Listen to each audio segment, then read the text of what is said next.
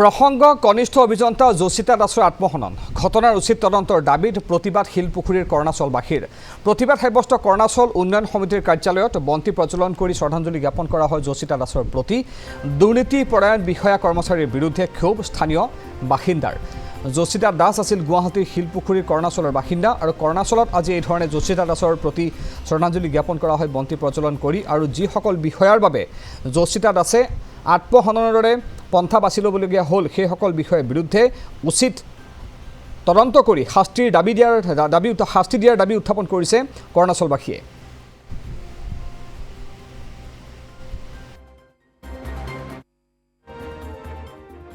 আচলতে এইটো বৰ মৰ্মান্তিক ঘটনা আমাৰ এই অঞ্চলৰ। আমি বৃহত্তৰ উন্নয়ন সমিতি বৃহত্তৰ কৰ্ণাচল উন্নয়ন সমিতি গঠন হৈছিলোঁ এই অঞ্চলৰ নাগৰিকৰ নিৰাপত্তা বিশেষকৈ মহিলাৰ সুৰক্ষাৰ বাবে কিছু প্ৰস্তাৱ লৈ আমি গঠন হৈছিলোঁ।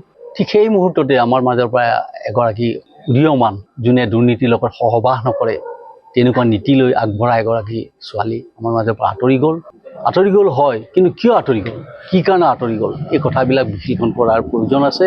আজি আমি স্পষ্টভাৱে দেখা পাইছোঁ যে দুৰ্নীতি নিৰ্মূলৰ কথা যিমানেই চৰকাৰে নকওক কিয় দুৰ্নীতি আছে, দুৰ্নীতি চলি আছে। তাক সম্পূৰ্ণভাৱে বা আধাও 50% তাক নিৰাময় কৰিব পৰা নাই। যেতিয়া নতুন চামক নিযুক্তি দিছিলে মুখ্যমন্ত্ৰী ডাঙৰীয়াই, তেখেতে এটা শপত বাক্য দিছিলে যে নতুন যি চামে চাকৰিত জইন কৰিব যোগদান কৰিব তেওঁলোকে যাতে দুৰ্নীতি নকৰে, নিকাভাৱে কাম কৰে। এই নিকাভাৱে কৰিব যোৱা এই চাম যুৱক যুৱতীয়ে কি শিকিব, তেওঁলোকে কি বাৰ্তা ল'ব? তেওঁলোকক যদি ওপৰলাই হেঁচা দি দুৰ্নীতিত জড়িত কৰিব বিচাৰে, গতিকে এনেকুৱা ধৰণৰ বাৰ্তাবিলাকে আগন্তুক দিনত নতুন প্ৰজন্মৰ ওপৰত নিশ্চয় বিৰূপ প্ৰভাৱ পৰিব। গতিকে আমি আশা ৰাখিম অসম চৰকাৰলৈ, মুখ্যমন্ত্ৰী ডাঙৰীয়ালৈ যে তেখেতে এনেকুৱা ধৰণৰ কথাবিলাকত অলপ দৃষ্টি দিয়ক আৰু দোষীক যথোপযুক্ত শাস্তি দিয়ক। আমাৰ এই কৰ্ণাচল শিলপুখুৰী অঞ্চলৰ কাৰণে এক অভাৱনীয় ঘটনা, কাৰণ ছোৱালীজনী আমাৰ চকুৰ আগতেই ডাঙৰ দীঘল হৈছিলে। তেওঁৰ পিতৃ আমাৰ দাদা তুল্য। আমি গোটেই পৰিয়ালটো, আমাৰ পৰিয়াল এইবিলাক বহু পুৰণি, আমি ইয়াৰ বাসিন্দা।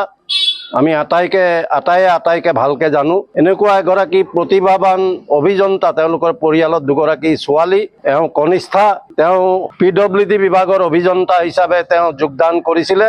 আৰু যিবিলাক কথা প্ৰকাশ হৈছে যে 8 mm ৰডৰ সলনি মানে 12 mm ৰড ইউজ কৰিব লাগে, 8 mm ৰড ইউজ কৰি তেওঁক বিল বনাব দিয়া হৈছে, কাম শেষ নোহোৱাকৈ তেওঁক বিল বনাব দিয়া হৈছে।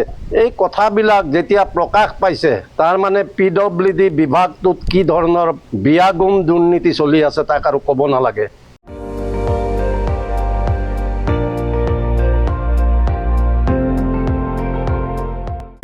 আপুনি চাই আছে ND24, সৰ্বশ্ৰেষ্ঠ নহয় সৰ্বোত্তমৰ দৌৰ।